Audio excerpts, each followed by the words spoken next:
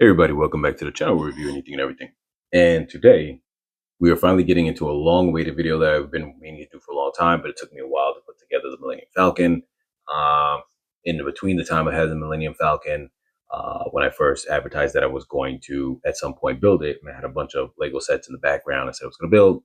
I then ended up getting the Onyx Cinder. I put that together, and so that threw a new contender into this comparison, which was originally going to be the Millennium Falcon, the Ghost, and the Razor Crest. But then, just in time, the Onyx Cinder came into the picture, and I'm actually glad it did because it's here before the release of the show. So this is going to really be a great comparison video or versus video of all four of these hero ships, because that show is going to come out and people are going to want to buy the ship. But it's also good to know the comparison of the other three hero ships along with it to say which one would you want to get, especially around this time frame of, possibly Black Friday, which this video should drop before that time, along with any other holiday sales that might be going on. I don't know if they continue the sales to Christmas and this and that. Sometimes they do, but in general, for anyone who's trying to jump into a set and, they want to ship and maybe they can't get all of these at the same time. I didn't get them all at the same time. And you had to choose, in this video, we're going to kind of break down the pros and cons, not the cons, just the verses of what makes one better than the other and so forth. And I guess you could say a little bit of the cons, and kind of really just dive into this, kind of which one's better, which one should you get. In addition to that, excuse me, just going off the prices right now currently. So the Millennium Falcon is supposed to be 169. I'm just going to round everything off to the nearest whole $10. So $170. This is supposed to be $170 for the Millennium Falcon. And I'm going to have the link in the description for all the set numbers and affiliated links for you to purchase them on Amazon, but in the description. But, I'm not going to know the set numbers off the top of my head right now. I'm not even going to bother to look them up. They're going to be in the title. But so I'm just going to call them by the name of the ships. So the Millennium Falcon retail price, and this is the set that's been out for the longest, since I want to say like 2019, is $170. But it's often discounted to $160 as its base price, in terms of like that's usually steady where it's at in its base price, even though the actual price is supposed to be 170. And it's often lately been on sale for probably something over 6 months at 135, which is a very good deal. And sometimes it fluctuates to that price pretty often. Recently, though, this set had went down to about $108. And I was like, wow, that's an amazing price. I bought a second one because I actually want to turn it into a Outrider from Shadows of the Empire, Dash Rendar's hero ship, if I can. There's really no blueprints on that one for this 2019 year model transition. But that was the lowest price that I'd seen at that time, $108. Just recently, actually, it was like 2 days ago. The time I'm filming this is November 9th. This has gone down to like $95. I've never seen it that low before. And it was like, man, if I had a reason to buy another one, I would, just because I've never seen it that low. Value of that is amazing. This set has been out the longest. So if you happen to catch it on a great sale, I would definitely say jump on it. If you see it at $135, know that that's considered still a good price versus its retail price. If you catch it even lower than that, it's amazing. Now, the Onyx Cinder just came out. It dropped, I want to say that was either August 1st or it dropped September 1st. It was one of those, but I think it was August 1st. And this retails for, if I'm not mistaken, $140. Now, I've seen it go on sale for about $5 cheaper, which is not a big sale, but being that it's a brand new set, that's still something cool. It's still nice that you got a little discount on it. I've seen it go down to 135 from 140. But what's interesting about that though is piece count though. Piece count, this and the Millennium Falcon are within, I want to say, roughly about 10 or 15 pieces from each other. In terms of, I think that the Onyx Falcon is about the lower count, but it's somewhere only about 10 to 15 piece difference. So essentially you're getting the same. I know you can't always do parts to price ratio, because sometimes certain things will have really tiny parts and other things will have really big parts. In the case of Millennium Falcon, you have these big wedge pieces. So I get it that there's value in that in terms of the size. But with that being said, the piece count alone, the value of this new is comparable to the value of this one being several years older. That's why this one stays always at a discounted price, I feel, because it's an older model. And so the fact that this one comes in at the same price, at the same around piece count and about the same price actually too. This is, like I said, usually 135, while this is 140. There is something to be said there about getting some kind of value from that, with that dynamic of that. Now, the Ghost generally goes for $160. The lowest I've seen it go for a discount, I want to say it was in either May, during the May 4th sale, or it was a Prime Day sale. I seen it go for $127, which is pretty good considering that this set came out in roughly about like August 2023. So that one is a little over a year old, and that's not bad for it not being that old. But once again, its base price is 160. It maybe I don't know if it's supposed to be more than that, but at least that's what it's always is on Amazon. I've never seen it higher than that. And then the Razor Crest here, generally speaking, has a lower part count.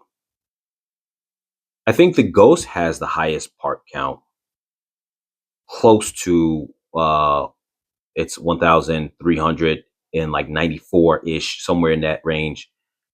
These other ones are 1,300 in like the low 1,300 range, like maybe 1,350, not necessarily lower, that much lower. They're all about the same. The Razor Crest is a good chunk less in parts. I want to say it's like 1,000, maybe 200. I could be mistaken off the top of my head. I'm not going to go check the reference of it, but I do think that it's somewhere that like maybe about 100 to 200 parts less than the other ones. But like I said, that's not necessarily a big deal because some of the parts can be bigger, and you can see the size of the ships all are somewhat comparable to each other. We're going to get into that in terms of comparison. This is going to be a very long video, just to let you guys know in advance. So I want to give you that heads up. This is going to be a very long video. Now, the Razor Crest goes for roughly 100, and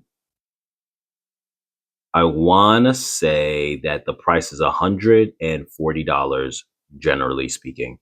I could be mistaken that it's maybe $130, but I want to say it's $140. The lowest I've seen it go on sale was on one of those either Black Friday, Prime Days, whatever the case is, down to like about $97, somewhere in that range, $97, $96.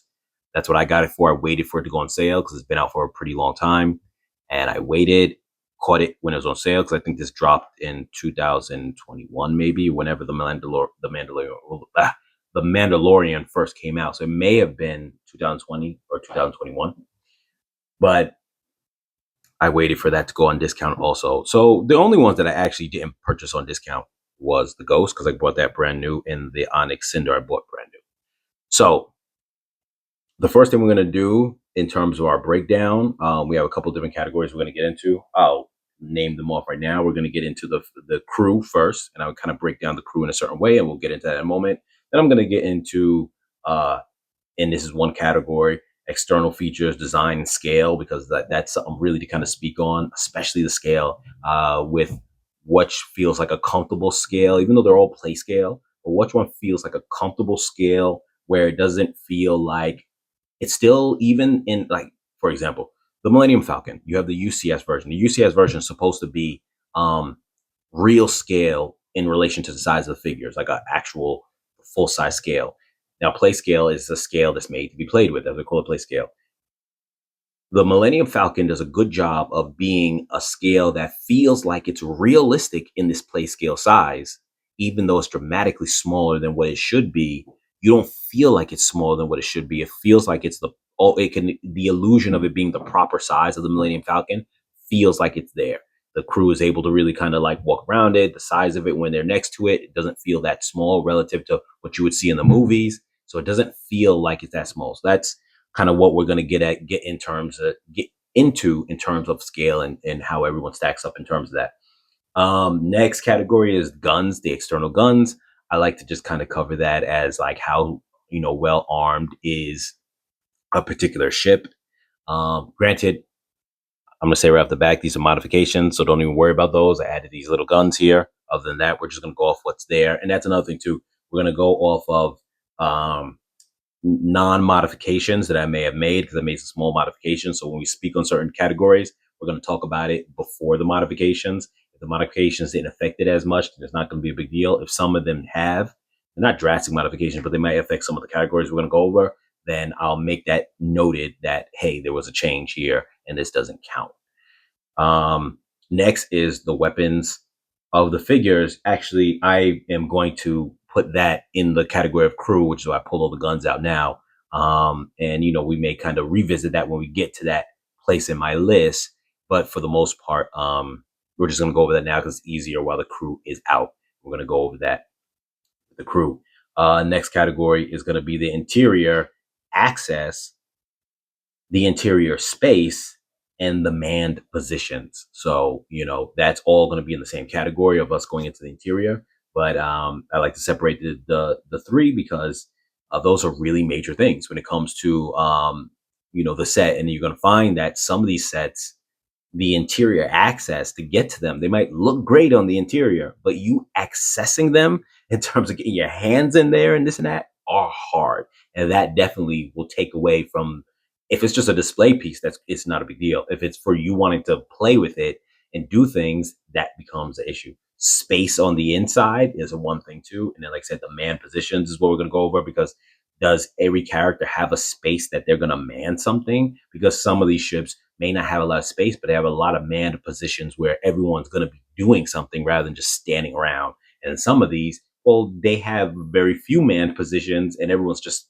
standing around. So there's that. And then last is just overall, adding that up. So we're going to jump into it. First, we're going to start with the crew. Now, I'm not going to do a whole lot of moving around because there's too many ships here. There's too much whatever. So we're going to kind of really just, I bring some of the figures up to the scene, but we're not really doing a review here. It's really just a comparison.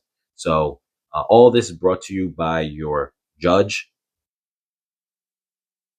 Han Solo, which he is not part of one of these sets. So he is excluded, but he is the original hero ship owner of the very first hero ship for Star Wars. So he is going to be on the sidelines as our judge.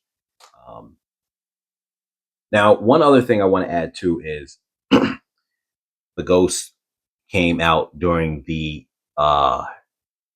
season and lineup of Ahsoka show. Ahsoka's ship would be a hero ship, and it would be something that would be lined up with all these. And I have it. You can look at that review on the channel as well. The problem is that ship was never designed in the same class range as these in terms of price range, parts, and size. So it really doesn't compare to these because it only has one seat in the cockpit and it has no interior space. Now, if you look back on my video, I modded mine to try to give it some level of interior space. But once again, I'm not going to judge a ship off the mods. So if you look at that ship just as is, it came with 4 really cool figures and it really only has one seat for all of them. So it really is a ship that I would have loved to be able to put up here if it was done differently, but it's not. It would immediately be the worst of all these ships the moment it touches the floor to be compared. And that just is what it is, unfortunately. That ship, though, only runs for, I think the original price is 80. Most of the time you found it on Amazon for 70. The sale price was about 55 to 50. I seen it on Actually, Target just 2 days ago, there was a sale, and that was at $51.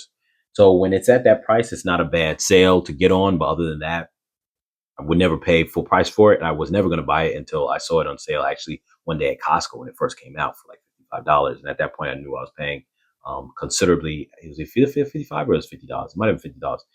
Yeah, it was $50. And I knew I was paying like $20 off. And at that point, I didn't mind. But otherwise, that was never part of the plan to purchase that side here. So, yeah. So here we go. Starting with the Millennium Falcon's crew. Now, in terms of us analyzing the crew, we're going to go into the figures and in just the weight of the figures. In terms of, when I say weight, I mean like how important are they? How much do you look at them, you go, that's a cool character, in terms of, you know, the figures. And then also we're going to go to the actual crew. The reason why I say that is between the dynamic of breaking down the crew and then also breaking down who's not even actually part of the crew. So jumping into this, we have over here, we have Lando Calrissian, we have R2D2, we have C3PO, we have Finn, we have Chewbacca, the legendary, we have Boolio, which I've never heard of before. I know he was in the movies and I've seen them, but I never paid that much attention to acknowledge that he was there. Maybe it's because I didn't really like the new trilogy, so I don't know. He didn't really stand out to me for me to even really like know who that is. I guess you could almost consider him Lando's Chewbacca. I don't know. You can comment down below what your thoughts are on that. And then also this other droid, Dio, which I don't really know either. So this may take away from it the fact that I don't have that much synergy with that crew because of that movie set, that trilogy, the newer trilogy. But as far as my mindset goes with all that, the way I'm feeling is Lando is Lando. Great crew member in terms of just like the weight of the character, like how cool he is, how important he is. Obviously, C3PO and R2D2 are both legendary characters. We know them from the beginning, so there's that weight of them. Chewbacca, obviously, that goes without saying. Finn, he wasn't a bad character, but at the same time, too, like, you know, the way that Disney did him, you know, it would like they built him up to be something, then he wasn't. And then Boolio, I don't really know who Boolio is, so I feel like the impact of this crew doesn't feel as solid. You know, at least definitely not as solid as the original trilogy, where half of these members here are from the original trilogy, which on a side note is great because you can just grab yourself a Han Solo figure separately, which I did a review on this figure. I bought him on Amazon separately, and you pretty much almost have the entire original crew right there just with that. So, but being that this is about who comes with the set, I feel that this crew is really a hodgepodge of just people put together. So in terms of like in story or that vibe of like, you know, how is your crew? They're not as solid of a crew because they're really just like people mixed together for that time period. But they're not really like a crew. And we'll get into the Razor Crest at the end of going from left to right. But the Razor Crest is kind of similar in the fact that it was kind of like a thrown together really crew because he's really like a solo guy for Mando. But so in terms of that, this crew is not as solid in terms of that. In terms of the characters, you've got a couple of characters that seem great. You know, in terms of like who you know who they are. But at the same time too, yeah, it's not a strong crew to me. But numbers wise, you're getting the best number. So it's definitely getting some points on that. I'm not going to necessarily say like do a whole point system. So if I use the word, it's getting points for that. I'm just saying in general, I'm going to add up in my mind that kind of what I feel has the most weight. But this crew is in terms of just feeling like, yeah, they're an official crew. It doesn't have as much weight in terms of the numbers. You're getting the best numbers here, without a doubt. You're getting 7. If you include the droids, I'm going to consider Dio a half. You're getting 6.5. Um, so that's cool. In terms of the Onyx Cinder, now we don't really know these guys yet. But definitely you could tell from the way that it's going to build up and the way the show's going to be that this is going to be the synergy of the crew themselves is going to become like a family. So it is going to have that really like, like this is the crew. You know what I mean? Granted, they're little kids, but it doesn't change the fact that this is the crew. That's how they're going to be seen. They're going to all probably have a role. I had guessed when I did the review that let me go through the names real quick too. So this one right here, the first guy, that's Judd. He's the older guy of the crew, if you want to say the father figure of the crew.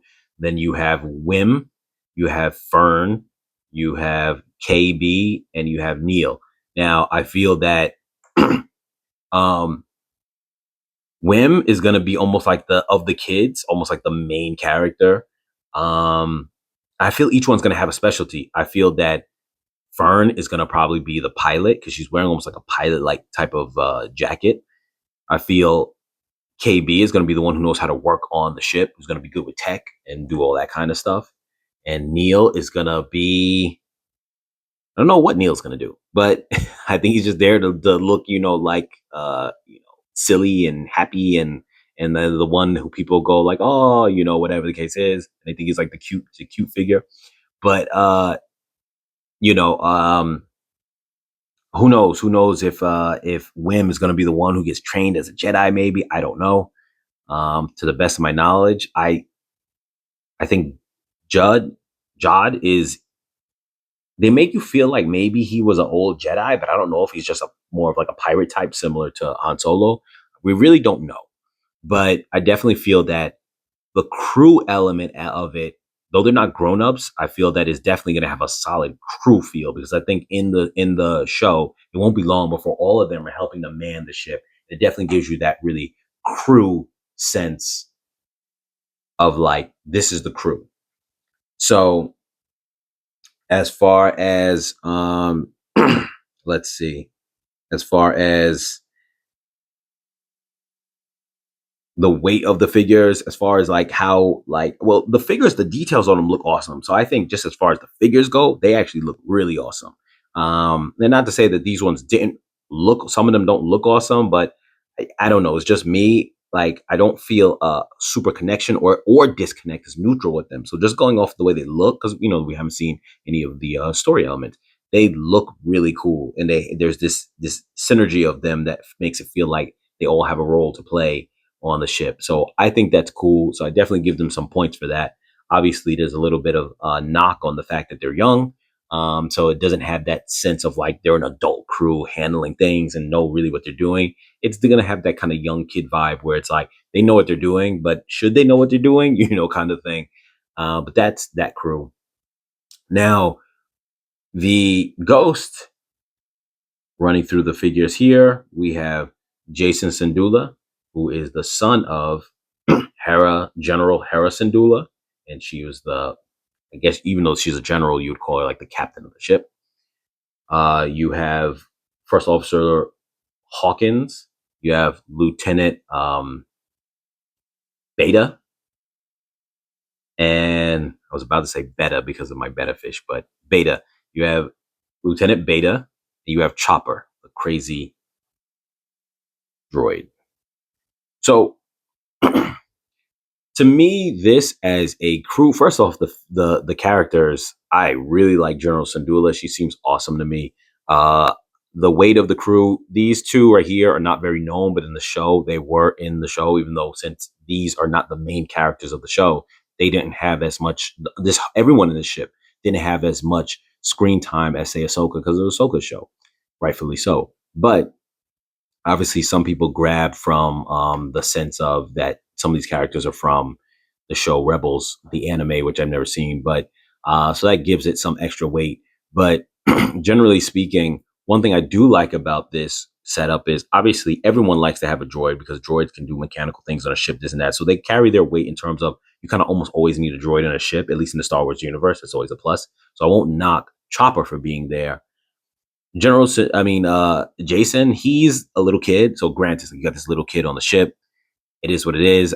I don't know how much he knows how to do things because I've never seen Rebels, and they don't really show him doing much in the show here. So maybe he's just as crafty as the little kids from, who are going to be on the Onyx Cinder. But as far as the rest of the two guys, I feel actually that they combine to make a great real crew, like crew members who are manning the ship and doing what they have to do because they're adults. They have officer positions, like ranks, and they really, to me, other people might not see it this way because they're not known characters. They don't have that much weight to them in terms of being known. But I really like it in terms of that feel of like it's an actual uh, crew of professional, like adults who know what they're doing on a ship. Like if it got like to that, you're in a hairy situation and you're going to war, like this feels like the crew that's going to really know what they're doing versus like say a crew full of kids or even a crew of like people who don't really normally work together and they're just kind of mixed together and they're like, hey, I don't know what I'm doing, blah blah, and they're just, everyone's running around crazy because I felt like that's kind of like what some of these crews were like. And here is like just a straight up, military type of crew, because they have rankings. They really are like a real crew. They actually are part of a bigger picture. So like it really feels like to me, like even though they have a smaller numbers than some, they have five just like them, but one that's droid. But it definitely feels to me like very much crew like. Now here we have the Razor Crest. Now first and foremost, the Scout Trooper is not even part of the crew. So in terms of like number of figures that come with it, that's great, but that's not what we're talking about here. We're talking about actual crew. This guy would just get put aside because he wouldn't even be on the ship. You wouldn't even put him on the ship when you have the ship set up because he doesn't belong there. So he's automatically X'd out. So even though you have five, you have 4.5 figures. You really break down a 3.5 as far as your crew. And that crew is also a hodgepodge of just we're thrown together in a crazy situation. And granted, you could say that that's how it was for the first Star Wars too. But by the time you got to the third movie, you felt like Luke, Han, and all the rest of them were all, they're a crew now. So if they're riding all together in Millennium Falcon, they're a crew.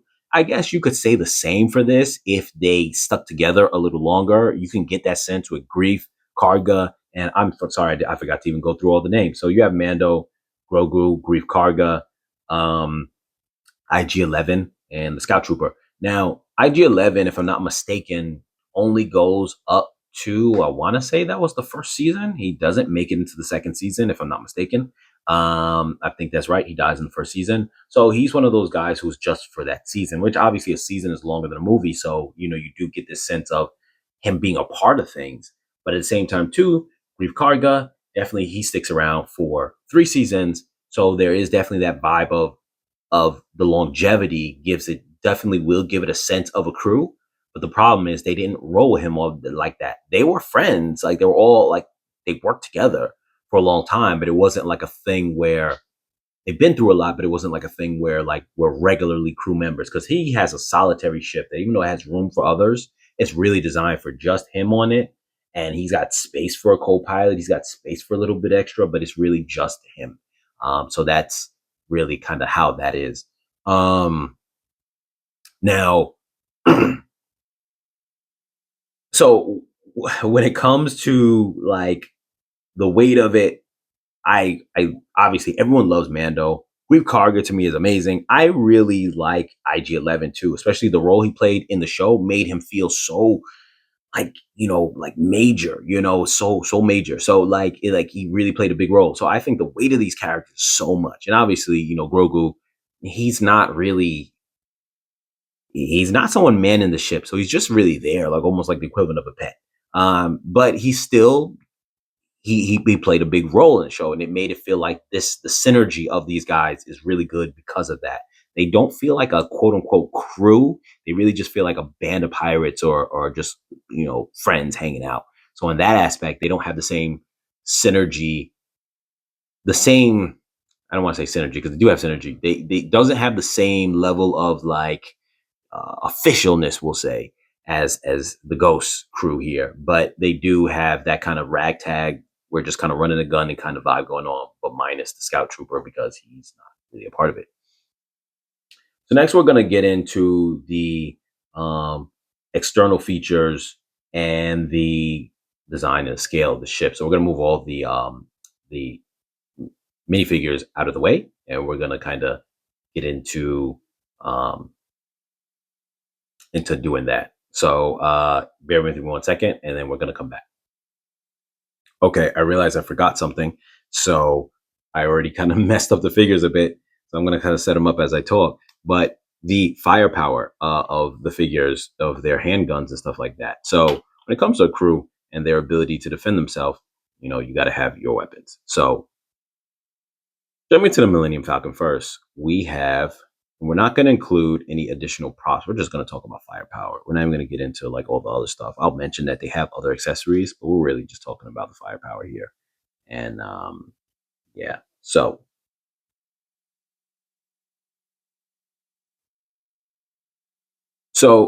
first with the Millennium Falcon, we have Lando with some kind of almost crossbow looking type of thing. I really hate this weapon.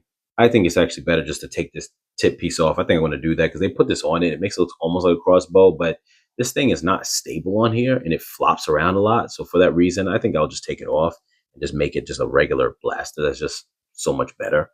I never even thought to do that, but that's what I'm going to do. Now, just so I don't lose the piece, I will leave it back on now, but later on after the video, I'll take it off. So he's got that. Chewbacca has his crossbow blaster. And then I have 2 extra guns. I happen to put them on Finn, but you have your regular small blaster and your regular larger blaster. It's the same one as that, whatchamacallit has Lando, but in black, and his is in gray. So you've got 4 blasters, which is pretty decent. Everyone could run out of the ship, and you got enough blasters that everybody who has hands, not including C-3PO because he's a droid, can start shooting some. So that's great. Obviously, the Onyx Cinder is kids. It comes with a spare of these they look like almost like cowboy-ish guns. That's how his blaster, I guess, looks, like a very vintage look for Jod. He's supposed to only have 1, but they come with a second one as a spare. So I count spares as part of the armament that they have. Because why would you not put it on the ship? Put it inside the ship, for the crew. So you've got 2 guns underwhelming firepower, but at the same time, 2, one is a bunch of kids. They got a bunch of flashlights. I got them inside the thing. I didn't bother to take them out because they're flashlights. Each one has a flashlight, and then Wim has a walkie-talkie. And but trust me, his ship, him alone, you could tell was a guy who ran his ship in a way where he wanted protection, because his ship alone has a lot of guns. We're going to get into that later on when we get to the externals of everything. So, well, after the externals, we're going to get into the guns. Now, the Ghost crew has 4 guns, and that means that everyone, including Jacen, can hold a gun in his hand and be blasting. So, yeah.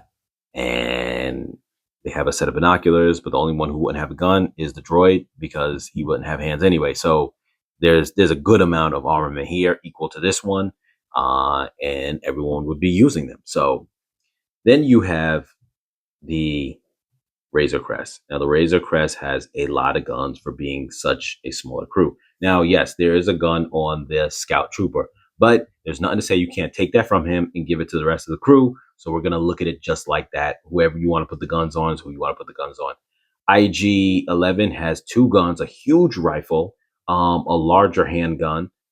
Then you got 3 of the small handguns, and then you got Mando's big rifle as well. So that's a total of 1, 2, 3, 4, 5, 6 guns.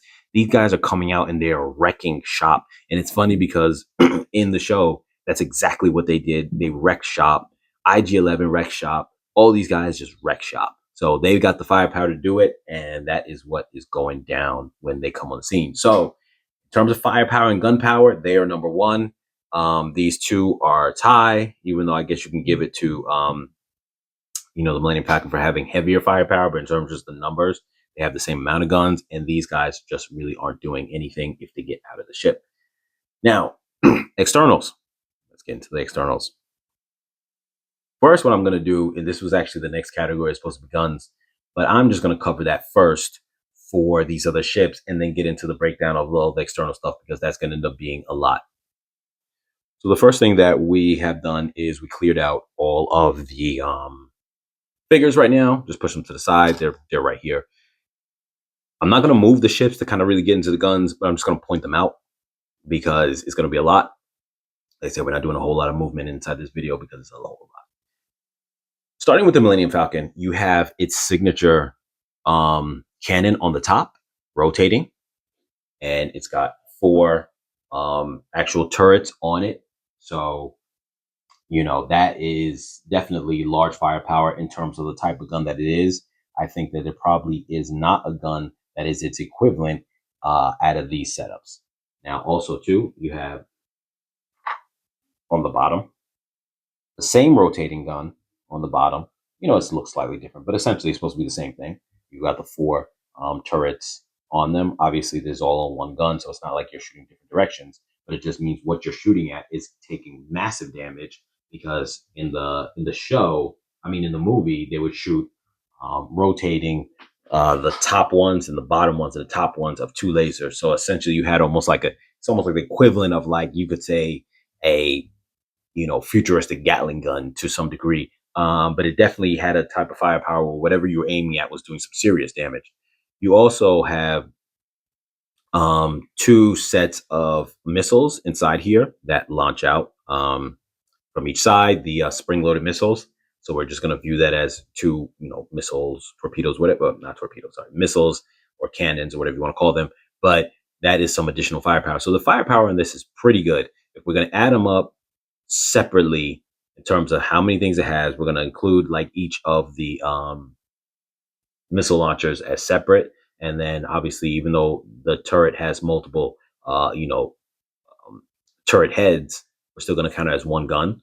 The firepower of it is very strong. We'll break down that a little bit later, but you've got 1, 2, 3, 4 different, forms of attack going on there. Coming over to the Onyx Cinder, it's crazy.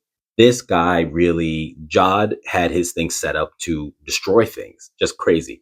Now, I don't know if this is a blaster or if it's some kind of tool, because this one moves and that one moves. I don't know. Let's assume that they're blasters for now. This one here looks like a kind of claw arm, and I'm sure it's going to be something that extends out on the show and is able to grab things, pick things up. This looks like a light right here. But these look like guns, to the best of my knowledge. Until it's proven otherwise, I'm going to assume they're guns. You got those. You got these rotating cannons here. These are the stud shooters. You got rotating cannon here. And this one doesn't rotate, but also a pair of stud shooters here. So you have massive firepower there. You have a rotating cannon here, which I recently watched another trailer of the show. And, the ship looks pretty decent in size. We're going to get into scaling for all these ships in a few. But these on the Ahsoka's T6 ship, you have one of these on the back, and it really was trying to represent one of those big dome guns that you can sit in it and it rotates and you're shooting. And here they just use the little dome piece, and it's small, but really in the show, that would, if that's the same proportion as what was on the Ahsoka ship, that would be the equivalent of just being this really huge dome kind of cockpit that you sit in, blaster cockpit that you sit in and you shoot, similar to this one on the Ghost, kind of like that. Maybe a little bigger, but relative to this scale. But this scale kept it large enough to have a person in it, and that one didn't. So if that is that size, then in the show, these are going to be some pretty big things. But at least here you have this one here rotating, and you got this one here rotating. So in total, and then you also have underneath, because here's the cockpit here, you also have a set right here of rotating blasters. So this is a lot of firepower. In total, you don't have any of the spring missiles, but you do have the stud shooters. So in total, you have 1, 2, 3, 4, 5, 6, 7, 8. You have 8 guns going on here. This is just wrecking house. Yeah, when he gets out, he's got really not much to work with, but he never knew he was going to be working with kids anyway. But as far as his ship goes, it is incredibly armed. And you have the little antenna. I really love the way they did that little antenna. Obviously, this one has an antenna too. These are just like additional utility features, but they're not part of the guns. Now, the Ghost, on the other hand, and I'm going to, for the purpose of this, include the guns that are on the spare ship. We're going to get into that later on in terms of just the external features and things that we're going to get into. But as far as the firepower goes, you have one here. You've got, like I said, these were add-ons that I did. They're not being included. So you have one main gun down here in the front. It rotates. There are two missiles on the bottom, flick fire missiles. So you have 1 and 2. So you got a total of 3 right there. You have this top cannon. What's the word I'm looking for? I'm having a brain for it right now, but you know, this kind of cedar turret, and that is 1, 2, 3, 4. We have 4, and then also on the back of this called the Phantom. Little dusty. You've got 2 blasters here. I'll count them each as 2 separate blasters because they are far enough apart that they, you know, I'll consider them separate. So you have a total of 1, 2, 3, 4, 5, and 6. But in terms of just the strength of things here, obviously the one on the Phantom really are nothing to kind of scream about. It's just a little something. But the firepower is still pretty good because these cannons here and these cannons here do look substantial, at least equal to or somewhat close to the Millennium Falcons ones, and the top and the bottom. And then you've got the missile launcher. So this is for the most part about the same level of firepower as the Millennium Falcon. And then the Razor Crest it has the 1, 2 spring loaded missiles. So you have the missile there and then the 2 front ones there. So it's 4. So for the most part, they're all really the same.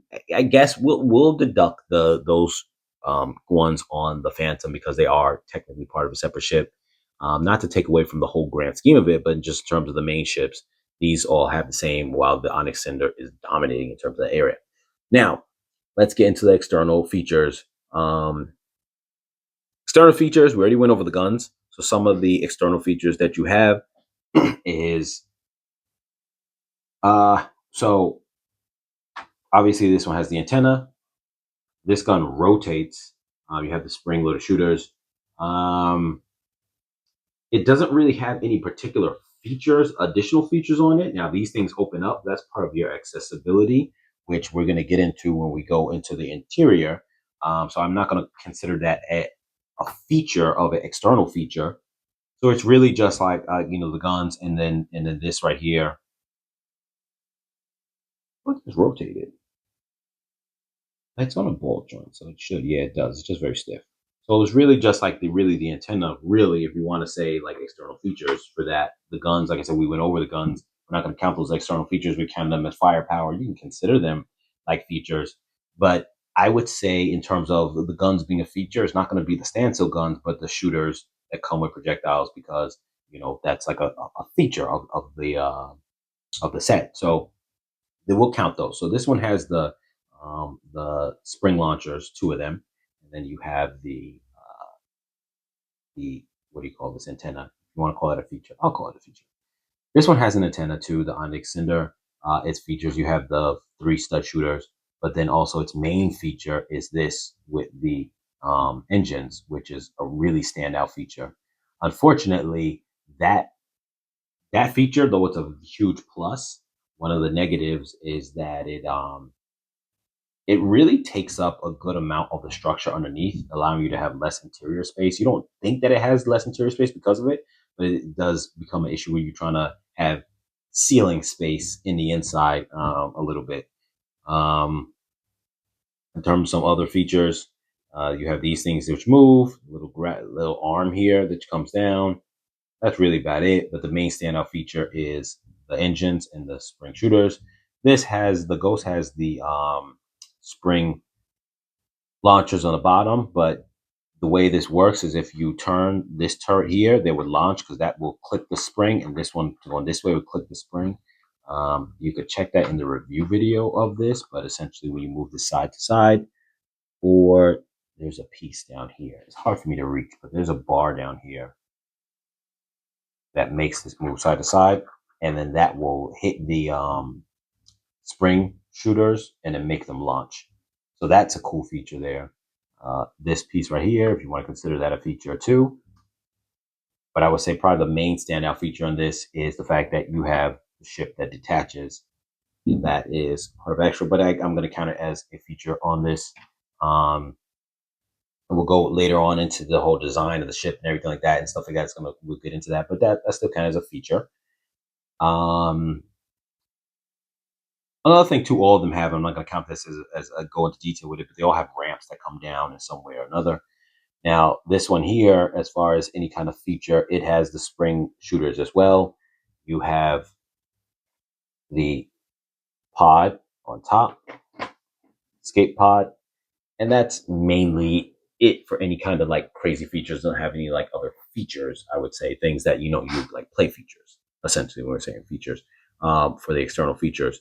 Now, design and scale, we're just going to wrap both of these up in the same kind of 1-2 punch. Now, the Millennium Falcon, in terms of its design, it was very iconic, but it was the first one to start with a crazy design that was just looked like you just put a bunch of bolts together, and but it worked. It became the iconic ship, and the design of it is actually quite nice. Once you got used to that, it became the standard of Star Wars. So it's very iconic in its design. It's not practical to some degrees, but that's what people love about it. You got the cockpit on the side. Try to get that a little bit in the frame. You got the cockpit on the side here. Just a little bit, just so you can see that. Cockpit on the side here, which you kind of already know how the Millennium Falcon operates. And it has this just a very interesting look to it. It changed the way we view, where it's like you think the cockpit has to be centered, and then it wasn't. It's funny because the Onyx Cinder actually takes kind of like a note from that same kind of, from the Millennium Falcon in regards to that. And so, but now you expect that on something like on the Onyx Cinder because you had that in the Millennium Falcon. Now, as I started in the video before, when it comes to scale, the scaling of this feels very good. Take our Han Solo over here. The scale feels very good in terms of, how big it would be to the figures in terms of play scale, feeling like it's an actual, correct scale. Though it's not, you can't swoosh around the UCS version, especially like a little kid can't, and it wouldn't feel like correct to be able to do that. You're gonna smash it into 1,000 pieces, and it's several thousand pieces. But here, this one feels large enough that it feels right. You put the figure next to it, it feels like you could imagine someone's like, I don't know, working on the top somewhere, and he's calling them, hey, you fix the whatever it is. Maybe you're working on the satellite or whatever the case is, and it's like it feels pretty big. It feels like the scaling on it is a very good scale, especially when you compare it to the actual ship. You feel like you don't lose out on anything, especially once we get into the interior. You're gonna feel like you have enough interior room to do all the things that you want to do in it to simulate the movies, which is why a lot of people, when they modify this, even on the interior, there's enough room for them to actually do all that and have all the features they want to have in it, because the scale of it feels very good. And I feel like this should have been the bar that all other sets were based their scale around, because it's just very good. With that being said, and then they even have 2 seats in the cockpit, the front cockpit, which even though it's supposed to be 4, they still did a good enough job for the scale to squeeze in 2. So I think that's great. The Onyx Cinder, I seen, like I said, a trailer recently, a newer trailer, and even the ship looks pretty massive. I actually do think they do a pretty good job of scale. Now we got to really see the show to really get a better sense of it, because some of the clips are quick clips, and you really don't get a great sense of it. But I seen one scene on the trailer where the back, move this side a little bit and like that, where the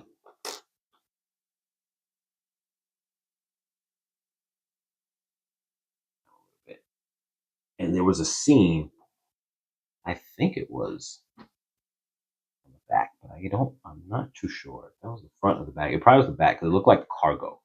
And let me see if I can get this open because this is not easy on all its spots to open. But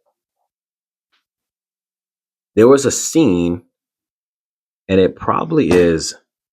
Let's see, you got to angle this right when you come down with it, otherwise it's gonna, you know, it has like these kind of what I'm looking for, like ratcheting points inside the way this thing opens up. So, but anyway, I have it rubbing against the Millennium Falcon. Let me just hold this up and try to give this sense. Matter of fact, no, I want to leave it down here so I can put the figure next to it. There was a scene where the you see Judd standing, outside of the Onyx Cinder, and in the background, the Onyx Cinder is a little bit behind him. It feels like the front of it is almost covering over his head because like the length of it coming outwards, but the ramp coming down for the storage was, you see boxes in the background, deep up inside the background, and it looked like it was as wide as what would I compare it to? Is there anything I could compare it to? I don't know, maybe like as wide as two garages wide. You know what I mean? Two car garages. So like a 4-car garage. That's how wide it looked, whatever. But there's an aspect of this that still feels like the scale works. Like it still feels like you can look into the cargo bay, you see the stuff, and it feels big enough. So the scaling of this so far from what I've seen, like I said, we got to see more of the show, feels pretty good to me. To some degree. Certain things obviously are not going to be complete in scale. I feel like the ship is like some aspects of it work in terms of scale, some doesn't. But all the ships are going to have some aspects like that. But obviously, Millennium Falcon is to me the most best scaled. Uh, Other ships feel like with the intricate details, it's hard to have those details and still get that same scale. This I feel does a pretty good job from what we know of it. Now, if we watch the show and it feels way more massive than this, then obviously it's not going to feel the scale. So we definitely need to see more on the show. But the way it feels like this is a pretty decent scale so far. Now, around real quick.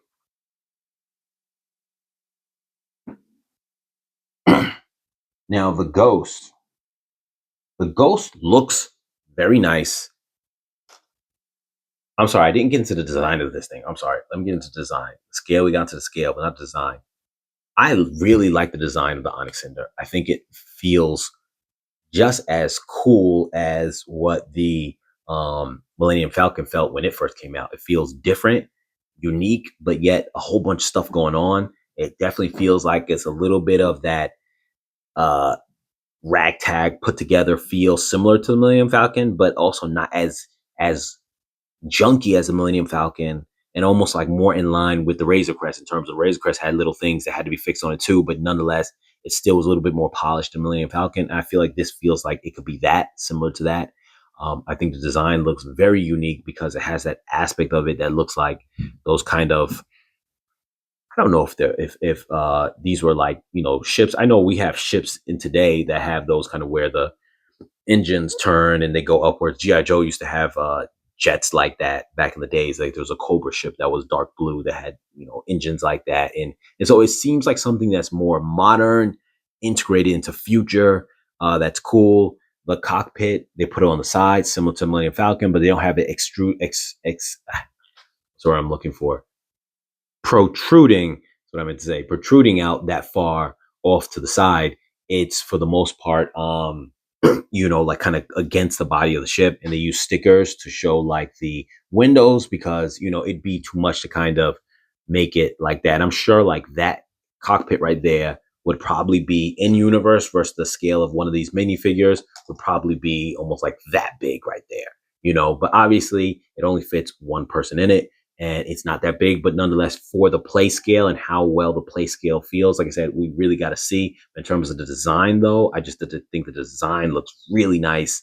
It's really, it's cool. And it has a lot of, I'm going to guess the natural openings of it will be from the front and from the back. The side where we have access to kind of use to play is not going to be the actual opening point. It'll probably just be the front and the back, but still it's it's a very kind of like a modified simplistic design where it has these modifications that make it feel a little more over the top that give it that kind of, pizzazz to it, or whatever you want to say. Now, the ghost feels like it's more of a symmetrical, traditional kind of shape, somewhat saucer-like. Yet, you got the cockpit right in the middle, a little more traditional of a shape, which is fine. It's funny because traditional shapes are not the norm in Star Wars, so it's kind of interesting how that works. But at the same time, um, it definitely has, like I said, it's a very nice design. This looks very nice. I became a very big fan of this because it was the first ship that I actually bought of the Lego Star Wars ships. Now, one thing I'm going to say with this too is that um, the scale is where it suffers. The design of the ship is great, and obviously Lego can't make the actual version in terms of like the interior and everything like that, but the actual design of the ship, especially going to the interior design of what it really looks like outside of the Lego version, is an amazing concept of how it is and whatnot. The problem, as we come back to the scaling, is this ship is probably one of the most off from its scaling, because if I'm not mistaken, it's supposed to be the biggest ship here. Well, we don't know what the Onyx Cinder is supposed to be actually, but all the rest of the ships, this is supposed to be the biggest. And even then, when you compare it to the Millennium Falcon, which might seem like it's almost kind of close to its size, I think the Millennium Falcon is, I don't know if I'm correct when I say this, but I wanted to say it's like, is it like somewhere between 85 and 90 something feet long? I could be wrong. And I think that the Ghost is like 114 or something like that. I could be wrong. I could be wrong. But I just know that the Ghost is bigger, but also just the design of it makes it huge because it's supposed to be very wide. And if we had to scale this up next to, say, the Millennium Falcon, this Millennium Falcon, if this Millennium Falcon was considered, the scale standard, which to me it kind of is for play scale, this would be at least about, on each side of the Millennium Falcon, this would be about coming out, like, I want to say, like this far out on each side. And it would be just a bit longer, not so much the length, but the wideness. And it just would be on a bigger scale to where you could see even just the design of the ship. Because I noticed this even when I was looking at the ship before I even seen it on the Ahsoka show. It has this presence to it that should be massive. Where this right here should be almost the size of, you've seen those kind of little tiny figures that are Lego figures that are like statues or whatever the case is. They have like an Ant-Man one that's like that. Sometimes the hologram for in Star Wars use holograms like that. That's kind of what it would feel like scaling to this, the proper scale. So even if this wasn't a play scale that was bigger, this one definitely is the most out of scale. And you definitely see that represented by the interior space, which is better than the previous version of this, which it was a 2014 version, I want to say, but it's definitely nowhere near the interior space that you feel like it should have. And even just the outside of it, though, it just doesn't have that presence of, when you look at it by itself, it looks like it would be this massive ship. And then when you put a minifig next to it, it just makes it look so much smaller than what it should. So yes, that one's definitely off on the scaling. And then you have the Razor Crest, which is probably the most accurate scaling, even though the Millennium Falcon feels great for the scaling because the shape of the ship is saucer-like. But for this one not being a saucer shape, you really have everything internally that you want. The sides on the outside looks how it would look to the a regular person for the most part. Even though the UCS version is bigger, this creates that illusion where it really doesn't feel like you're missing out on anything, because the interior space is for the most part there. Everything that you saw on the show is there in terms of interior space, similar to the Millennium Falcon. But the only difference is that because this is naturally a smaller ship than the Millennium Falcon by a little bit, not by a whole lot, but it is smaller ship, then this scale works even better than the Millennium Falcon one because it's actually a smaller ship and it still has everything. So this is probably the best scale of all, really. But once again, I'm very impressed with the Millennium Falcon and how much, because of that, circular hand shape, or cylinder-ish, not cylinder, yeah. No, cylinder shape is like almost like a tube, like a can that you drink from, but you know what I mean. It's round. So that's as far as the design and the scale and whatnot. The design, I think that what's interesting with the Razor Crest as far as design goes is that when it came out, I was a super huge fan of it. I almost liked it better than Millennium Falcon. I did like it better than Millennium Falcon. But what I realized about the Razor Crest is that it's a little boring. And as time goes on, that design doesn't feel as interesting because you realize it's very symmetrical, it's very straightforward, it's very much similar to like a plane we would have today. And I think they said they modeled it off of like designs that we have today in modern times. So that aspect of it definitely is it gets a little more boring in its design over time. Where the Millennium Falcon at first, I kind of felt oversaturated with it because of, well, it's been around for so many years, like over 40 years. But after building this set, I was like, I love this Millennium Falcon. So I definitely give it that for, and all these other ones too. It's kind of cool because they're different. Now, I don't know how long they're going to last in terms of feeling that way. The Razor Crest to me had a huge amount of hype and I really loved it. I still like it. But I think that it's so, when you're watching it in the show and all these ships are like a living character, it's great because you see Din Djarin interacting with it and doing all this stuff with it, whatever the case is. But just as a standalone, it's sitting there on display, it's definitely a little bit more boring than what as time goes on. Now we're going to jump into the more difficult part is the interior. So the interior of I'm going to move some things around a little bit because I want to be able to get into certain things, and I may not be able to do that if some of these are not where they need to be. Now, once again, like I said before, the modifications that I have done, don't mind. I will mention what parts are modifications and whatnot.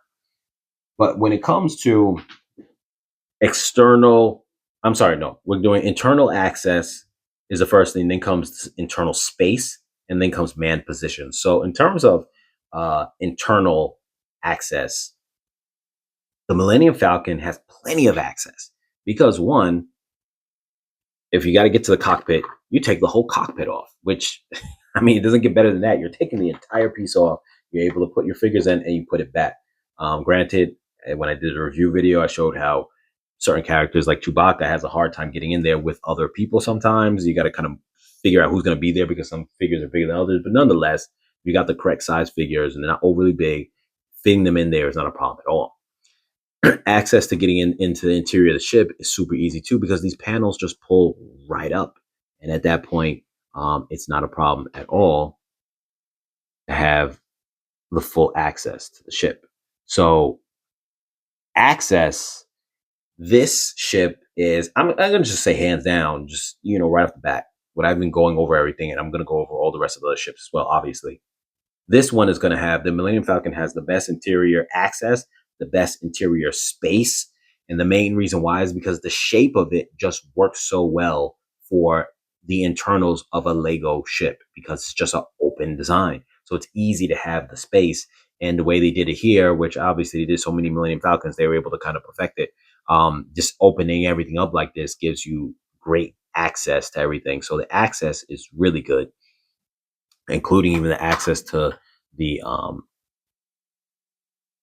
little bench part where you can put for the cannon area. Now, of course, it doesn't want to go back in. Now, in terms, like I said, the interior access is great. You can access every point in it. In terms of the interior space, just because the design, it has the most space. Just, you can literally, and this is why I say what makes it work so well with its scale, you have the most space. And that's what makes it feel very accurate to the ship because you have all the space that even in this play scale, everything that you saw in the movie, everything you would want your guys to do, everything you want from running around the hallways, you can do that on this. So there's so much space. You got a bed area back here. I'm not going to turn this all around. But you got beds here, got the engine space here, got a little kitchen area that they put here. And what's interesting is that even though the kitchen wasn't originally, I think, part of it, I think they definitely said, I read in the lore that he did make a kitchen for Leia. Han Solo made a kitchen for Leia. So you had that. You got a little area for storage here. There was a front storage area here, and they put like a little storage container. You could try to get more containers and put them there, just kind of jazz it up a little bit, but nonetheless. And yeah, certain things were moved around, taking certain liberties. Like these seats right here were actually behind this seat. It would be right here. But you know, you don't have enough room for that. You can move this out of the way. I've seen some people do that and then put these seats there. But nonetheless, it pushes off to the side, but you still get to do all the things you want to do in the movie in terms of them sit here and play the game and all this other kind of stuff. So my point to that is the space, the interior access to the space to get to the space is there, and then the interior space is a lot, and that's cool. Now, in terms of manned positions, you have relaxing positions and places for people to sleep in it or sit down and do things. So if you want to consider that just a spot for them to do and sit down, and we call that part of the manned positions, then this thing has that in spades in terms of someone could be sleeping. There's two beds. You've got these seats for someone playing the game. You have someone working this here. But even if we were only including just manned positions in terms of controlling the ship or shooting the guns or doing something that's like productive, you've got two pilot seats, you have two gunner seats, and then you have this kind of other, whatever you want to call that, additional control area with main control area there. So you have a total of 5 manned positions. And the crew, in terms of people who can actually do something, is only really 4. And if you want to include R2D2 being able to really do some, maybe. But you have more positions, you have even crew. So that actually is great in terms of manned positions. And if you add in the relaxing positions as manned positions, you have that in spades too. You can literally fill this ship up with twice the amount of crew that it has already, and they would all feel comfortable being in there. So that makes this ship pretty much the best when it comes to that category. Now, when it comes to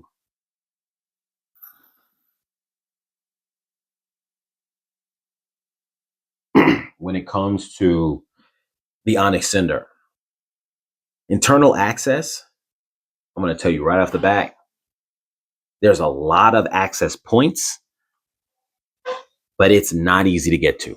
So reaching the internal access, and that category is really meant for your ability to reach and get those figures into that space, and you being able to to handle them in those spaces. This is pretty bad. Here you can see it looks great. There's a lot of space in there. It's great. There's another thing too. When you're handling this, a lot of this to get this shape is very jittery and loose, and I hate that vibe, but it's how they got this shape. I'm going to open up the back end here. That way light will pass through and you get a sense of being able to, if I can open it, it doesn't want to open. There we go. And you can see the room inside there. Let me close it a little bit just so you can get a sense of like where the wall would end. So there's 4 seats inside there. But you getting your hands in there is so hard. You know, you got Han Solo here. He barely could stand because, like I said, that whole mechanism is behind this piece right here that moves the engines. So it's like can't really stand up that well. It's hard to get them in there. And then when you're trying to get them on the other side, that's where they give you access through that side, but it's still not even easy because when you can't really get your hands through that side, that's really just a way to put like one hand from that side while you're maneuvering a hand this way. You kind of like make your fingers touch to kind of, you know, push the person down a little bit, but it's not easy. So once you're even able to sit them down there, you're not really going to be doing like that with them and moving them around like you could in the Millennium Falcon. So the interior access is really bad. You got a bed here. And we'll get into that as well in terms of things that people could be doing in the man positions, but that's hard to access. And what they do here, which is weird, but because of like the space, I feel like the space is pretty decent on the inside. You just can't really access it. But the interior space for the design of the ship seems pretty decent because you have a lot of openings and a lot of spots. But they threw that bed there, and it's just a really bad space. Now you can pull it up. It's not locked in there that hard, but that's the bed. But it's like you have this right here front entrance ramp that you would board the ship on. It's nice that that's there, but then you have the bed right in the way of the entrance ramp, which makes no sense at all. And that goes to the interior space aspect of it, because now you have a bed sitting in the walkway. That wouldn't even make sense. You could see it there. It just wouldn't even make any sense. I don't know how well you can see that, but yeah. So that makes no sense at all. It's nice. You got a table here, and then the 4 seats. You have the cargo area in the back. And once again, that's cool. All those different access points. And the fact that because you need all these access points to try to be able to get your hands in there, even though you really can't. It makes it feel like for the design, it feels like it's pretty spacious for this design, because it really is a very linear, like stick type of design. So the fact that you still were able to have interior space in there, I think is great. And it actually has better interior space than the Ghost. The problem is it has worse interior access. You can't actually get to that interior space. And that's where the problem comes with it. In terms of the man positions, it's kind of cool because we do have well, hold on. Before I get to that, I'm going to say with the interior space, it's cool because you do have the cargo area in the back. Though it's not a lot.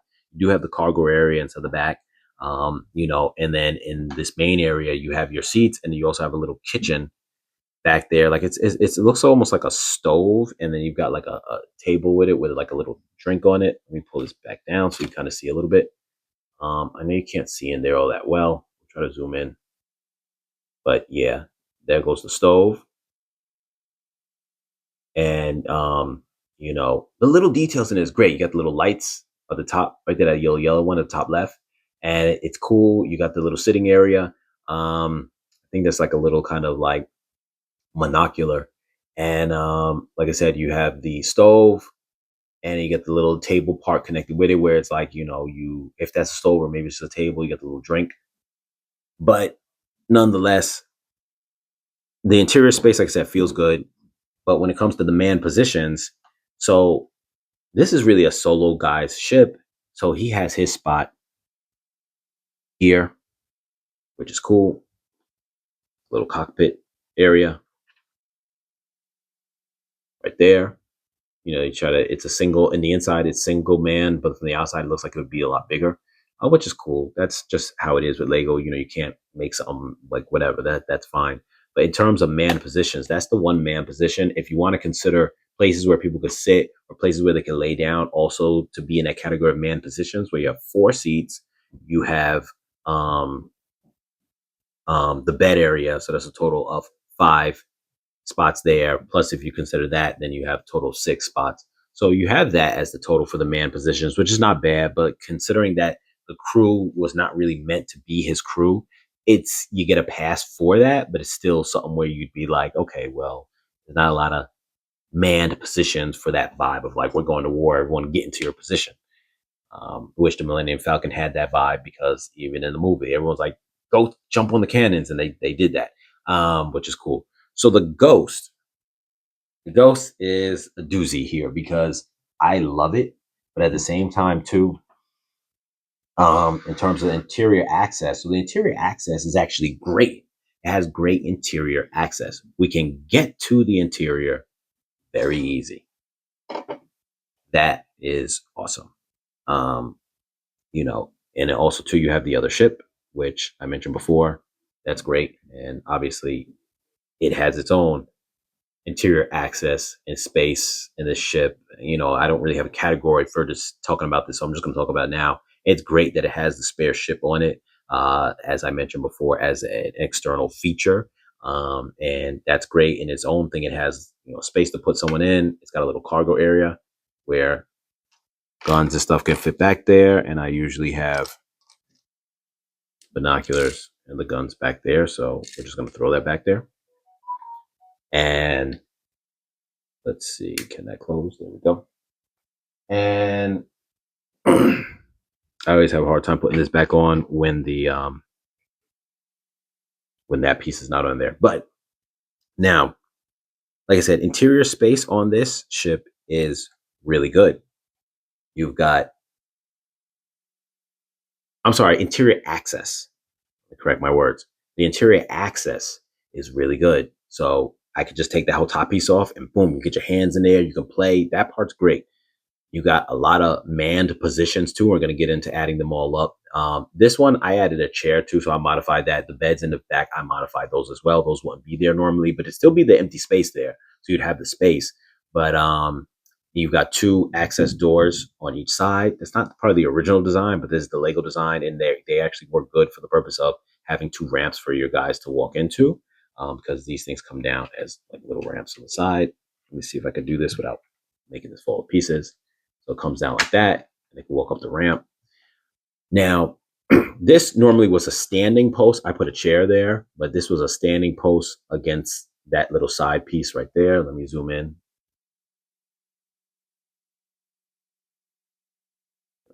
Maybe. All right. So over there, where those little blue dots, the blue and red dot is, this little control panel will be on top of there, and that was a spot where someone could stand on and just operate the computer. I turned it into a seat, but nonetheless, that was a man position. So we're going to count that as a manned position when we get into that.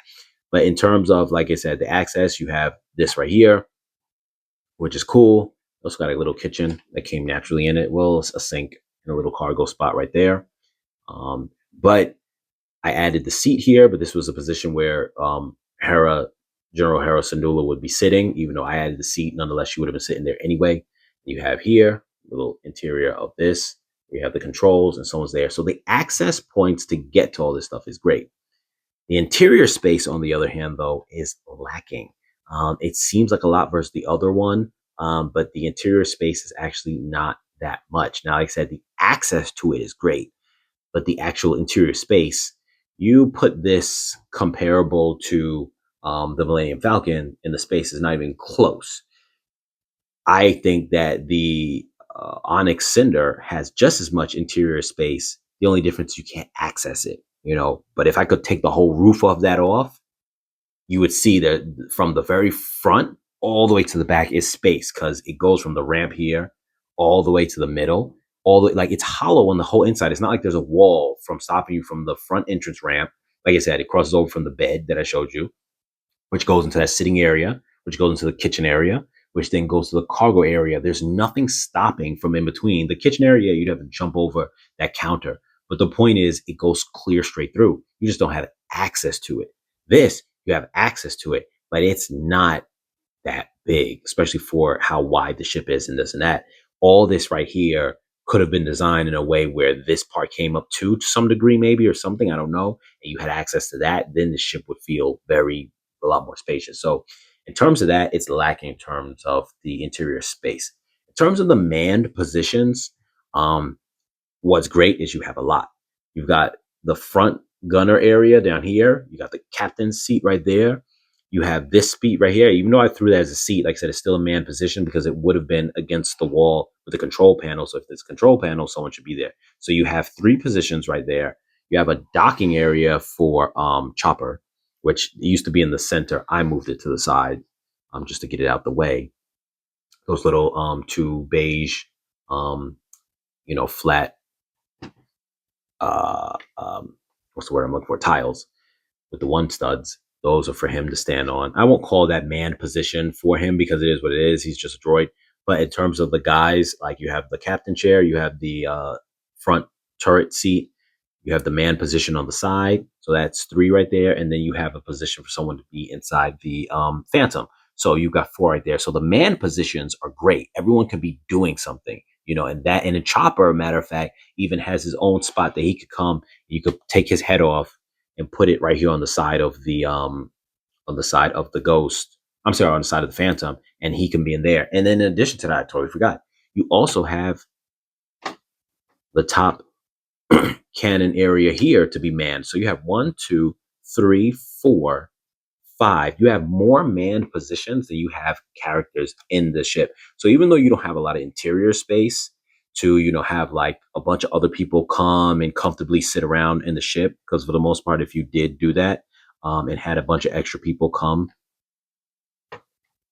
and once again, I put that in the wrong area, like I said before, without having that to guide it. I always put that in the wrong area. But even though you don't have a lot of interior space. Like if you had a bunch of people standing around, it'd look awkward because you have everyone just on top of each other. But when people man their positions, the whole interior will be almost empty because everyone will be in a seat somewhere. And then that interior space will look very open because everyone's actually in a space and not just taking up just random empty space. So in that regards, this has great interior access and it has a lot of manned positions. So that part is great. You have everyone doing something. They're not just standing around.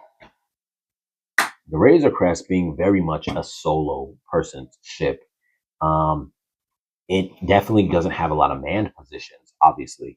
But in terms of everything else, it's not bad. Now, the interior access is not better than the Millennium Falcon, is not better than the Ghost. But in terms of, it's definitely better than the Onyx Cinder, and it's not bad. The front area here is good. This thing pulls up, and normally you have weapon storage here, but I took the weapon storage and I modified to make my own little weapon rack on the inside, and you'll see that. But that was to be just like where weapons will be stored. So right here has very little purpose. But the cockpit looks very good because it's wide and spacious. And even though you could fit two people, one, behind the other, and you can't fit sideways, but it still has that extra elbow room just to have. So if someone was like standing around on the inside, you could do that. Someone could just be standing there. I can't get him to find his pegs, but he could stand there without not being able to stand. I just can't get him to. I don't know why he's not. Hold on. I got to even out his feet. I just want to be able to do this so I should prove the point. So see, he's standing on the side. Someone could be sitting right here and he could be standing there. So if he wanted to just simulate that someone is standing up in the cockpit, he could do that. Now, with that being said, it's just very spacious, which is cool. Look at that. That's pretty cool too. But we do have the escape pod too, once again, just to point that out. So that's cool too. This escape pod is different than the Phantom in that this is really just escape pod, with the Phantom is like an additional little ship. It could be used as escape pod or just an additional ship, exploratory ship. But in terms of the interior access goes, this one's interior access is not bad, but it does feel a little awkward coming from the side versus, say, the Millennium Falcon or even the Ghost. I like the Ghost access better than this, even though this has more overall.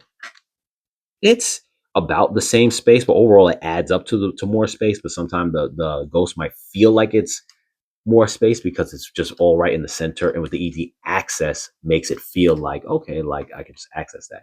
But this really does overall have, I added it up. That base part here is like the equivalent of the main part of the Ghost. And then where the Ghost has the sitting area for the captain, it gives the illusion like you have extra space here, but that really is just going to fit one person. Where this on the side here also has some space, but it's not a lot. But then you also have the other side here. I'm sorry if it's not all fitting on the camera. You have this side here where you have the bed and someone can sleep there, Mando or whatever the case is. You got here where you have the his frozen and carbonite bounties, but there's a lot of room there. Now the access is not that great, and that's where it kind of becomes a little bit of a problem, and it's going to feel less spacious when you don't have access to actually reach it. And that is definitely a thing here, because you trying to reach that is not that easy at all. I know if I turn it sideways, those things are going to fall right out, the bounties. But yeah, you can see here that it's not very accessible, but there is a lot of room. This is a like 8 stud wide interior space, so you definitely have a lot of room, even though these structures kind of get in the way to a degree. You do have a lot of room, plus you include the cockpit that you have up there, so there's a lot of room. The access points, like I said, is not very good. There you can see my little weapons rack I've made there. Let's try to simulate him having a weapons rack like in the show, which is not behind the cockpit area that I showed you. So nonetheless, when it comes to the manned positions in this, because it's really just a solo ship, you really just have the 2 spots there. The bottom is really just, you have if you want to call it a sleeping area, you have a sleeping area. And other than that, that's really it. There's a lot of standing around space. We could just have a bunch of people just standing around, but it really doesn't have any kind of manned positions where everyone would be like, go to your post. So that is that in terms of, what that's looking like. Now, um, so yeah, when it comes down to it, in terms of all that interior space access, all that kind of stuff, Millennium Falcon is definitely number one. Because the Ghost, even though it doesn't have as much space, the access and the man positions make it really feel comparable to the rest of these two in terms of that. The lack of access to the space makes the Onyx Cinder probably the worst. It doesn't have the least amount of space, I wouldn't say, but because you can't reach it, it might as well have the least amount of space because you're gonna be annoyed trying to reach it. So that is the worst when it comes to that. And now just the overall, and even though I'm not going to move this, I'm going to go with the Ghost before I get to the Razor Crest. Overall, as far as like a piece to buy, a set to buy, Millennium Falcon is definitely number one. Between the value, between the amount of minifigures, it doesn't feel as crew-like, as I said before, as the others, but it's still the amount of minifigures that you get with it, plus the external features, the design, the scale feels very good. You know, the interior access, all that stuff. It is a dream to play with. It's a dream to display. So it's great. So that one's definitely taking the cake as number one when it comes to all that, and the one that you should definitely buy if you were going to buy. If you only could buy one, I definitely say that's the one to buy, hands down. And since it's older, it probably will be the set that will probably be leaving sooner. But it definitely, hands down, it becomes the best one because of that. I know that the allure of if you like the other ships a little better, then go with them. But just on the standpoint of you're neutral against all of them, that is definitely the one. Now, the Onyx Cinder, um, I could see this one going on sale, being even cheaper because if the Millennium Falcon was originally $170 and has creeped down to a steady 135 and then goes on sale even further at times to go, down to like $100 on some rare occasions, then essentially, if the Onyx Cinder was to go on sale, I could see it going down a good $20 down the line, maybe even 30 at $100, and which would make sense because the Razor Crest has gone down from 139, well, 140, we'll say, to um, like 90 something dollars. So let's say this one could get a good $40 off. It could go down to like $100. And at that point, this one would definitely, since it's so brand new, is the reason why you're not going to see it have too many sales right away. But that would then change the scope of it being pretty good. But the crew to me feels a little weak in terms of it's a nice crew in terms of the synergy, and it works because it's going to work with the way the show is. But they're all little kids, so this would definitely cater to if someone was like a fan of, like, as far as kids go. Then in that case, yes, I think the crew is definitely a weak point though in regards to adult collectors. I think that the ship itself, the design is awesome. It's very unique. It's cool. Like, I think the ship gets so many brownie points. The accessibility to the interior is horrible. It's horrible. You're not going to want to be playing with the interior at all on this because it's so hard to take people in and out of it. You're not going to be able to move them around. You're not going to have that vibe of that, able to walk around that little kitchen area and this and that to some degree, but it's very hard. So that really takes away a lot of points. There's not too many man positions, so everyone's pretty much just sitting around. They're not really doing anything, running from one spot to go to the guns. Everyone get to the guns. They're not doing that. Everyone's just sitting down in their seat, and that's really it. No one's moving. The interior space, like I said, the space is not bad, but since you can't really access it, it doesn't feel that great. The design of the ship, like I said, is really good, and the play feature. That's one thing too. This has the play feature that really stands out to be a play feature. Everything else play features are very minimal. This one is a lot, and the guns so much. Stead shooters, you could just be shooting up a storm. It's a great buy if it was cheaper. I don't think that it's bad for the price at all either. But I think when you're comparing all of these, it's less compelling than the Millennium Falcon. And in that case, with the Millennium Falcon being the same price and sometimes cheaper, I don't see it being a win unless it went on sale to be about like $100. Then I would say the average price of the Millennium Falcon usually being about 135. Then you could say it's a comparable win. Like I said, unless you're just a super fan of the ship. The Ghost. We're gonna go back to the Ghost because the Ghost was sitting here before. The Ghost.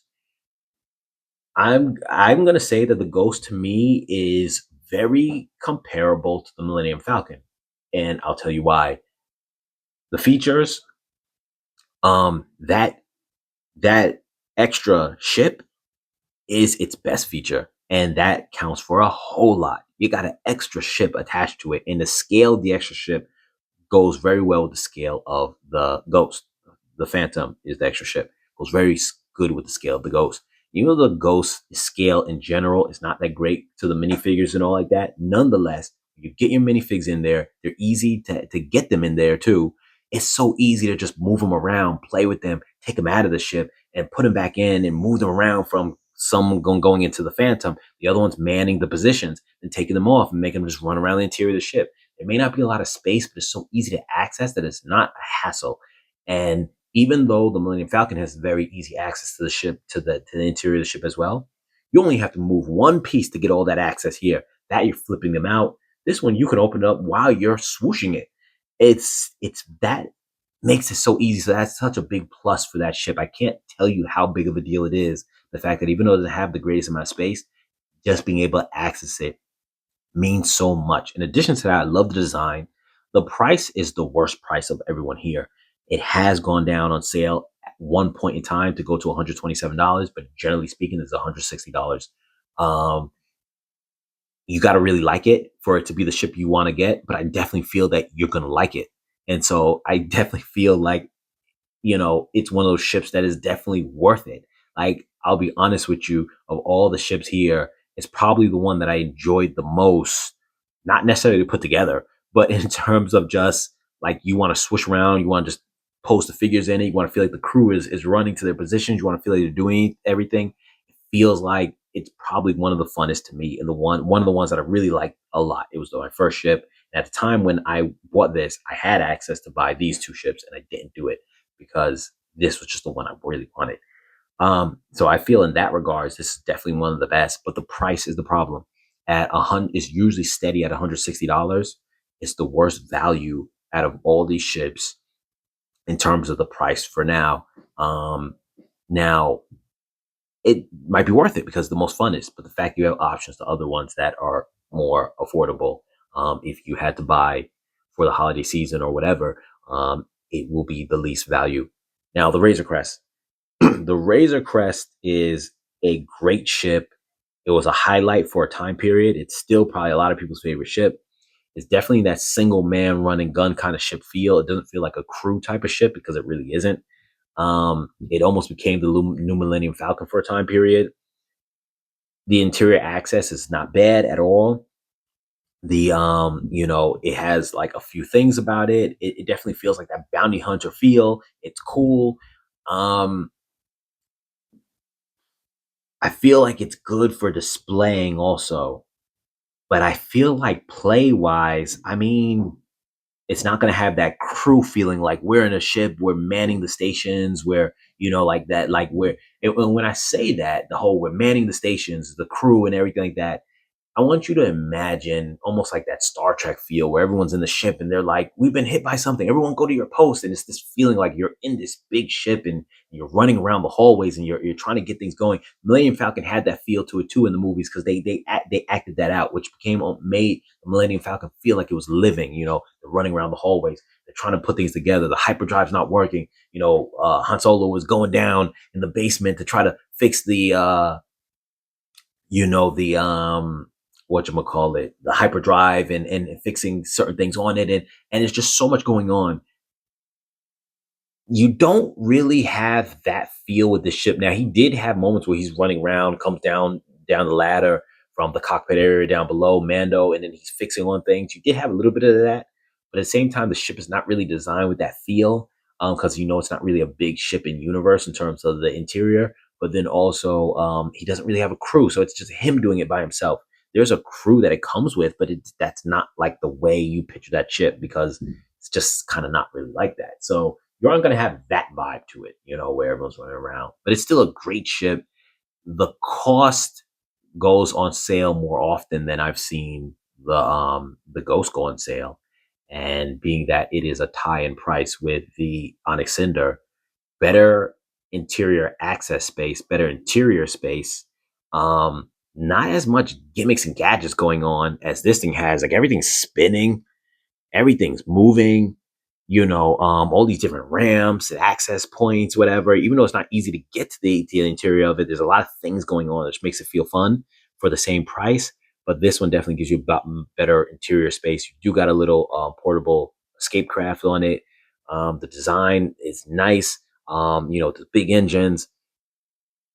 This is probably, and it will go on sale more often. I've seen it go on sale more often. Like every year, it's going on sale. So around that 90 something price range. I definitely think that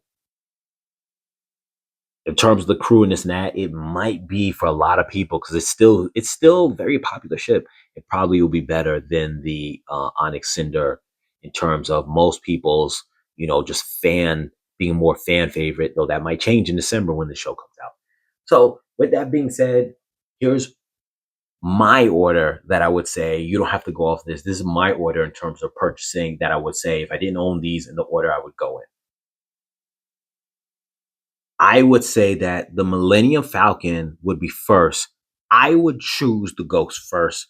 I just something about that ship and everything about it I love, but I honestly tell somebody the Millennium Falcon would come before the Ghost because I'm not a fan of the crew on this, and that really probably makes a difference. If this had the original crew, I think definitely I would then etch this over to the top to say like, yeah, like because at least you got the crew. You'd have Han Solo, you'd have Chewbacca, and like I said, you could just buy the one extra figure, and then for the most part, you're almost there. You have Chewbacca and Han Solo, which is the main guys anyway, and then you got those droids there, and then you'd be like, cool. I just want that to be my crew. I don't even want the other guys there, and you'd be fine with that. So with that being the case, you kind of could get that feel, but at the same time, too, just as is, I still would recommend it as the number one. But for me, I would probably go with the Ghost. So second, I would tell someone I would recommend the Ghost. I just think it's one of the most fun. Something about it is very fun of a ship to have. The crew feels cool. They feel official. To me, it'd be the most fun. Next, I would probably say between the Razor Crest and the Onyx Cinder, I feel like you go either way. I think that all the little doohickeys on this thing make the Onyx Cinder feel like a more funner ship. It definitely feels more like a crew manned ship as well to some degree because even though they don't have a lot of manned positions, but you know that the crew feels like this is going to be their ship. This is once the show comes, you know that's going to be their ship. They're going to be in it for a long time. They're all living on the ship. It's going to be that. The crew that comes with the Razor Crest, they're really just there temporarily. It's really just Mando and Grogu. That's really the only ones who are really there. So like it doesn't have that vibe to it. So I would say between these two, it really comes down to do you want that bounty hunter feel or do you want that kind of little crew, these young crew that are doing their thing? In terms of just ship design and just what you would have more fun with, it's tough. This has the little more features. This is really nice because all that space into it too, and just like the whole hype of the thing. So those two kind of go either way. Kind of go either way. If this is a deciding factor, I will tell you this: this will probably not be around as long as this will because this is brand new.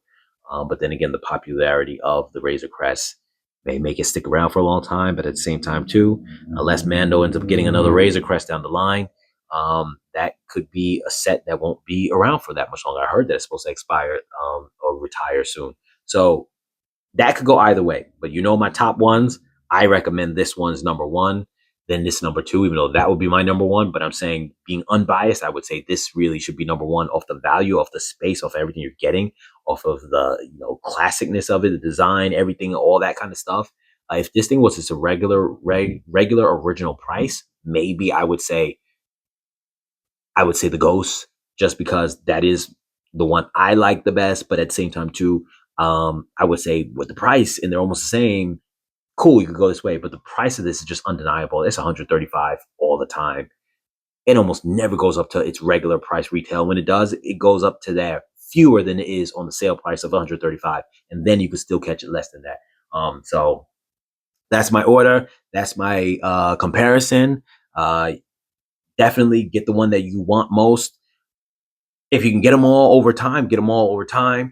If you had to get them in the order that they're going to not be around anymore, I would tell you get the Razor Crest first, get the Millennium Falcon No, Millennium Falcon probably stick around. Get the Razor Crest first. They said this one may retire. I said get the Ghost next. Then I would say get the Millennium Falcon and then get the Onyx Cinder in that order. If you were worried about which ones are going to be off the shelf, gone soon, and you had to get them in an order where you say I can buy one this month, and maybe 2 months later I'll be able to get the next one, and 2 months later I'll be able to get the next one.